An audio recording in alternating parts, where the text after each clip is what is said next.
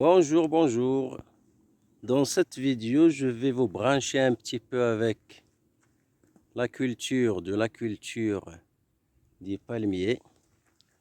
Vous voyez cet arbre-là, c'est un palmier dattier. Voilà les fruits qui ressortent. Il faudrait les polliniser avec ce tige-là qui provient du palmier genre mâle pour que l'arbre devienne fertile. Donc pour ce faire, il suffit de mettre un petit bout du tige à l'intérieur ici.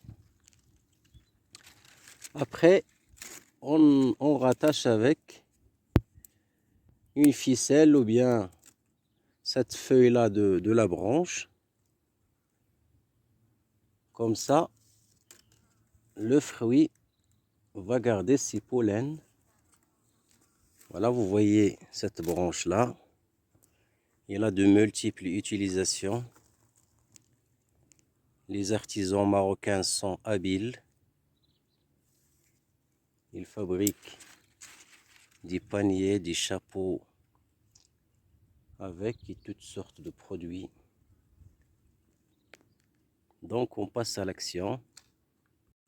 Donc là c'est fait. Je vois que l'arbre a déjà fait sortir 3 bocals. Il y aura d'autres qui vont arriver peut-être. Maintenant, l'arbre est fertile et le fruit peut prospérer. Vous voyez là, c'est une catégorie très excellente de palmiers dattiers destinés à l'exportation. La moyenne catégorie est destinée à la consommation et la catégorie bas de gamme pour le fourrage du bétail. Voilà notre arbre là. Vous voyez, j'ai fait le tour de l'arbre pour arracher ces petites arbustes là, ces petits palmiers, pour les réimplanter dans un autre coin. Comme ça, l'arbre aura la force de produire de bonnes dattes. Parce que génétiquement, il ne suffit pas de planter le noyau de dattes pour avoir la même catégorie ou bien la même espèce de la même qualité de dattes. Le fait de planter le noyau, ça ne va pas donner le même fruit. Alors, c'est ces petites arbustes-là qu'il faudra retirer et les réimplanter. Comme ça, on aura la même catégorie de dattes.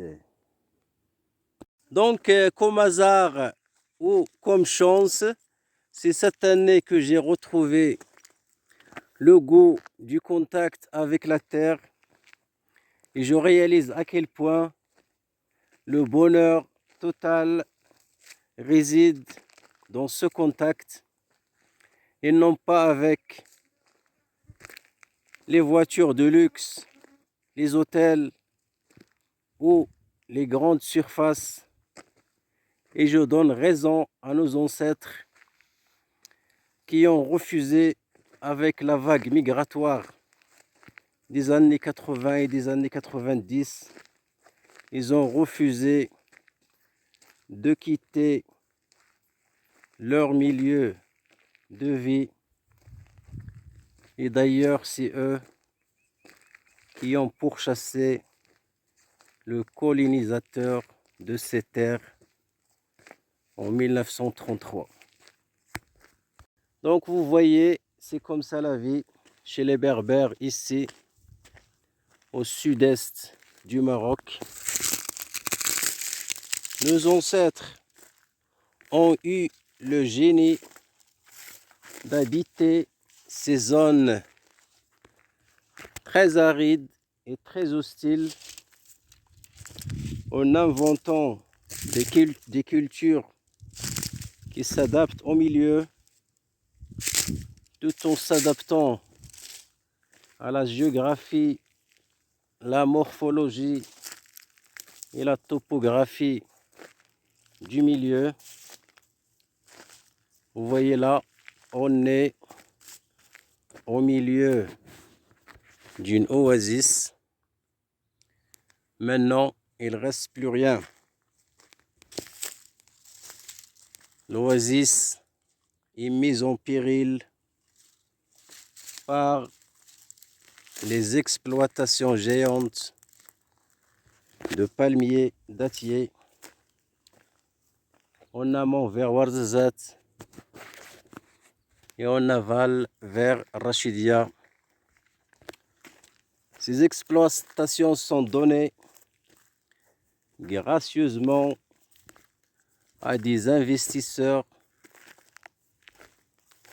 qui n'ont aucune relation avec l'agriculture et qui ont mis les nappes phréatiques en péril. Bref, il ne reste plus rien.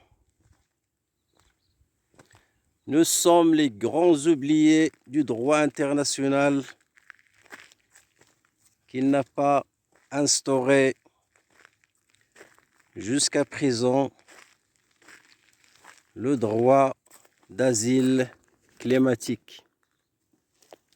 Si vous constatez, si vous voyez avec moi, les villes les plus prospères au monde où les gens mènent la belle vie, entre parenthèses, hein, comme New York et Paris, ils sont au bord des grands fleuves. Voilà, bonne journée.